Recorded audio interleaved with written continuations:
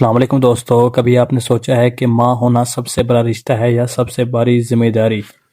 کبھی سوچا ہے کہ اگر ایک ماں زندہ ہو مگر اس کی اولاد خود کو یتیم سمجھے تو قصور کس کا ہوتا ہے؟ آج کی یہ کہانی کسی افسانے کی نہیں، یہ کہانی ہے ان دلوں کی جو زندہ رہتے ہوئے بھی ٹوٹ چکے ہیں۔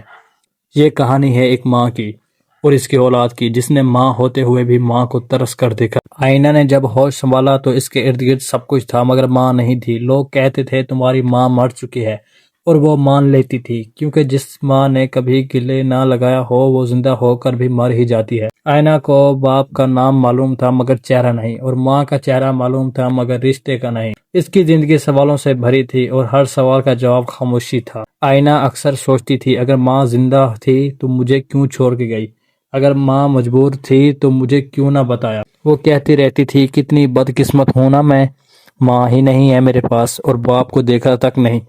یہ جملہ نہیں، یہ ایک چینخ جو برسوں سے اس کے اندر قید۔ اگر اس کی ماں کی کہانی کی بات کریں تو اس کی کہانی کچھ یوں ہے، جس کا نام لوگ عزت سے لیتے تھے مگر جس کا دل روز خود کو مجرم کہتا تھا، وہ ماں تھی، مگر اس کے آس پاس ماں کہلانے کا حوصلہ نہیں تھا۔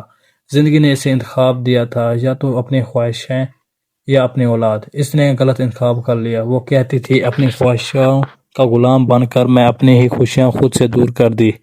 اس نے آئینہ کو چھوڑ دیا اور یہ کہہ کر کہ یہ اس کے حق میں بہتر ہے، مگر وقت نے ثابت کر دیا کہ یہ صرف اس کے لیے اپنے حق میں بہتر تھا۔ واپسی برسوں بعد جب حالات نے اسے توڑا، جب تنہائی نے اسے مارا، جب زمین نے اسے جکڑا تو وہ واپس لوٹی، نہ ماں بن کر نہ ہی مجرم بن کر، بلکہ ایک تھکی ہوئی عورت بن کر۔ وہ دروازے پر کھڑی تھی اور اندر وہ بچی جو اب جوان ہو چکی تھی۔ وہ بولی دروازہ کھولو، اور اندر سے جواب آیا بیٹا مت کہو مجھے۔ یہ لمحہ اس کہانی کا دل ہے۔ آئینہ آصف نے صاف صاف کہہ دیا کہ ایک اچھی ماں کسی اور کے رحم و کرم پر اپنے بچے کو چھوڑ کر نہیں جاتی، اور ماں کے پاس کوئی جواب نہیں تھا سوائے اس کے وہ بولے ہو سکے تو مجھے معاف کر دینا۔ مگر سوال یہ تھا کہ کیا ہر ماں معافی کی حقدار ہوتی ہے؟ اور پھر وہ جملہ جو سب کچھ بدل دیتا ہے، آپ کو پتہ ہے اس میں سب سے زیادہ قصور کس کا ہے میرا بیٹا؟ یہاں ماں اپنے آپ کو بھی اور اپنے اولاد کو بھی کٹہرے میں کھڑا کر دیتی ہے۔ یہ کہانی صرف ماں کی نہیں رہتی، یہ کہانی صرف فیصلوں کی بن جاتی ہے۔ یہ کہانی ہمیں سکھاتی ہے کہ ماں ہونا صرف جنم دینے کا نام نہیں، اور اولاد ہونا صرف شکوہ کرنے کا نام نہیں۔ یہ رشتے قربانی مانگتے ہیں، سچ مانگتے ہیں، اور وقت پر لیے گئے فیصلے مانگتے ہیں۔ آئینہ آصف آج بھی یہ سوال کرتی ہے اور ماں آج بھی نظر جھکاتی ہے، کیونکہ کچھ رشتے جڑنے سے پہلے خود کو توڑتے ہیں اور کچھ معافیاں مانگنے سے پہلے قبول ہونے کا حوصلہ مانگتی۔ یہ کہانی تھی ماں کی جو ماں ہوتے ہوئے بھی ماں نہ بن سکی، اور اس اولاد کے جو اولاد ہوتے ہوئے بھی یتیم سی رہی۔